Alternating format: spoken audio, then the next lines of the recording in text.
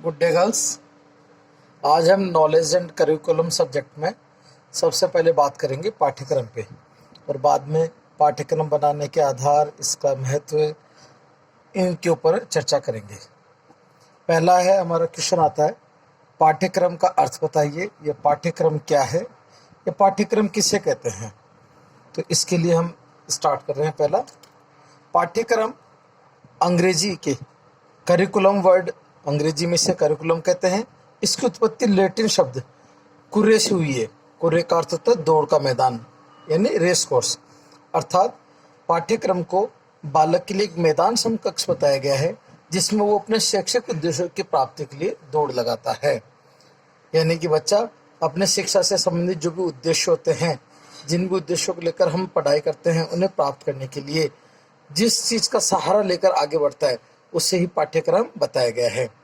पाठ्यक्रम, पूर्व में ये धारणा थी कि पाठ्यक्रम सिर्फ केवल और केवल विषयों के ज्ञान से संबंधित होता है, किंतु वर्तमान में इस भावना को या इस धारणा को नकारते हुए अब पाठ्यक्रम में विषय ज्ञान के साथ साथ जीवन अनुभव, क्रिया और नए विचार या संप्रत्य जिसे कहें, उन्हें भी शामिल किया जाता है।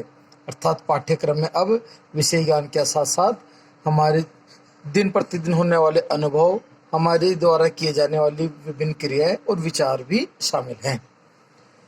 प्रसिद्ध शिक्षा शास्त्री टीपी नंद ने पाठ्यक्रम को इस प्रकार परिभाषित किया है, पाठ्यक्रम को क्रियाओं के उन विविध रूपों में देखा जाना चाहिए जो मानव आत्मा के भव्य प्रदर्शन है और जिनका विशाल संसार के लिए सबसे अधिक स्थायी महत्व है। यहाँ पे टीपी नंद महोदय ने जो परिभाषा दी है वह दार्शनिक आधार पर है और इसका संबंध दर्शन शास्त्र से संबंधित है। इन्होंने पाठ्यक्रम को ये कहा है कि विविध रूपों में यानी जो भी क्रियाएं की जाए वो पाठ्यक्रम से इससे संबंधित होती है। और मानव आत्मा के भव्य प्रदर्शन, यहाँ पर मानव का अर्थात किसी भी व्यक्ति का मानव बनने पर जोर दिया जाता है। उसके लिए चाहे वह भविष्य में किसी भी चीज़ को करियर बनाए, पैसा है वह उतना इम्पोर्टेंट नहीं है, लेकिन आदमी है वो मानव बने और इस विशाल संसार के लिए सबसे अधिक स्थायी महत्व है। यानी जो नैतिकता संबंधी चीज़ें होती हैं उन्हीं का, मूल्यों का, इन्हीं का इस संसार में अधिक महत्व होता है। तो जो भी ऐसी क्रियाएं होती है ये सभी पाठ्यक्रम में शामिल होती है, ऐसा टीपी नंद महोदय मानते हैं। नेक्स्ट है कनिंघम के अनुसार। कनिंघम ने बहुत ही सुंदर परिभाषा दी है। कनिंघम ने शिक्षक को एक कलाकार की भांति बताया है और कहा है, कलाकार अर्थात शिक्षक के हाथ में यह पाठ्यक्रम के लिए है, यहाँ पर एक साधन है जिससे वह पदार्थ अर्थात शिक्षार्थी को, यानी जिस प्रकार एक पेंटर होता है, कलाकार होता है, उसके पास मैटर होता है जिससे वह अपना कला को प्रदर्शित करता है। यहाँ पे वो शिक्षार्थी को एक पदार्थ के रूप में यानी मैटर पदार्थ के रूप में काम में ले रहा है, को अपने आदर्श यानी उद्देश्य के अनुसार अपने स्टूडियो, यहाँ पे स्टूडियो लिया विद्यालय के लिए, में चित्रित कर सके। अर्थात यहाँ पे कनिंघम कह रहे हैं कि एक टीचर पाठ्यक्रम के द्वारा जो आदर्श होते हैं, उद्देश्य होते हैं, उनकी प्राप्ति के लिए जिस हिसाब से शिक्षार्थियों को ढालता है और उनमें नव मानव निर्माण के लिए उसे तैयार करता है, ये सभी जो चीज़ें हैं वो पाठ्यक्रम में निहित होती है। इसके बाद भारत में जिसका महत्वपूर्ण स्थान है, कोठारी शिक्षा आयोग, उसके अनुसार विद्यालय की देखभाल में उसके अंदर और बाहर अनेक प्रकार के कार्यकलापों से छात्रों को विभिन्न अध्ययन अनुभव प्राप्त होते हैं। हम विद्यालय पाठ्यक्रम को इन अध्ययन अनुभवों का समष्टि मानते हैं। कोठारी कमीशन आयोग ने कहा है कि विद्यालय के अंदर अर्थात कोई भी जो भी शैक्षिक क्रियाएं होती है उनके पढ़ने से संबंधित है, खेल से संबंधित है, जो भी क्रियाएं, उनके अलावा बाहर अनेक प्रकार के कार्यकलाप। यहाँ पर बाहर वही है जो कि दूसरे विद्वानों ने कहा है कि सामाजिक है, उसका भौगोलिक है, उसका राजनीतिक है, जो कई क्रियाकलाप होते हैं उनके द्वारा छात्रों को अलग अलग अध्ययन अनुभव भी प्राप्त होते हैं।